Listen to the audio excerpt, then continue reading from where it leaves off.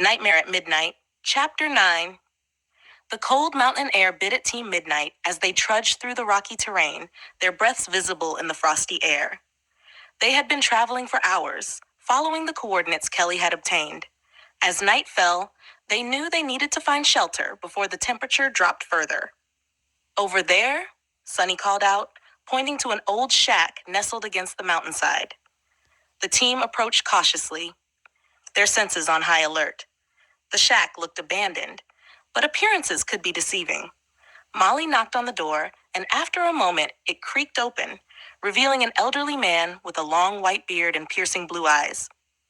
"Who are you?" he asked in a thick Russian accent. "We're travelers seeking refuge for the night," Molly replied. "Can we come in?" The old man studied them for a moment before stepping aside. "I am Crystal Ball, and this is my friend Head," he said, gesturing to a tall figure with a literal candle for a head, the flame flickering gently. "Welcome," Candlehead said, his voice surprisingly warm and inviting. Inside, the shack was cozy, with a small fire crackling in the hearth. The team settled in, grateful for the warmth. "What brings you to these mountains?" Crystal Ball asked, his eyes twinkling with curiosity. "We're on a mission to stop the Crack Skull Commander and the Skull King," Anna explained. "They're after a powerful artifact hidden in these mountains." Crystal Ball nodded slowly. "I know of the artifact you seek. It is a dangerous power, one that should not fall into the wrong hands." "Can you help us find it?" Molly asked. "Perhaps," Crystal Ball replied, stroking his beard. "But first, you must rest. The journey ahead will be perilous." As the team settled down for the night, Molly felt a strange unease. Something about the mountains felt off, like they were being watched. Unable to sleep, she decided to step outside for some fresh air. She hadn't gone far when she heard a strange noise. Turning, she realized she had wandered too far from the shack.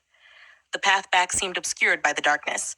Suddenly, the ground beneath her gave way, and she tumbled into a hidden cave. Groaning, Molly stood up and looked around. The cave was damp and dark, with a musty smell that made her wrinkle her nose. As she explored, she heard a low, croaking voice.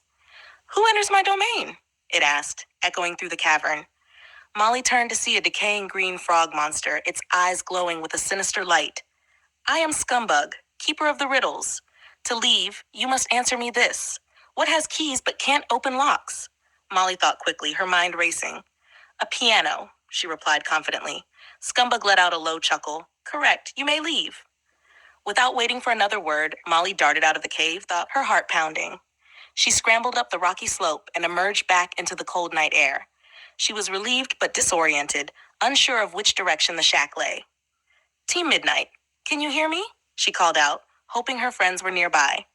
After a few tense moments, she heard a familiar voice. "Molly, over here." It was Scarlet, her pink fur a beacon in the darkness. Molly rushed over, relief flooding through her. "I got separated. There's a cave with a creature named Scumbug. He let me go after I answered his riddle." Good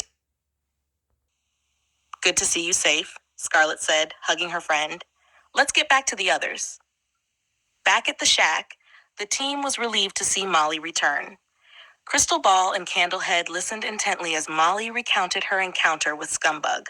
"The mountains are full of such dangers," Crystal Ball said. "But you showed courage and wit. Perhaps you are ready to face what lies ahead." As dawn broke, Team Midnight prepared to continue their journey, now with Crystal Ball and Candlehead as their guides. The road ahead was uncertain, but they knew they had to press on.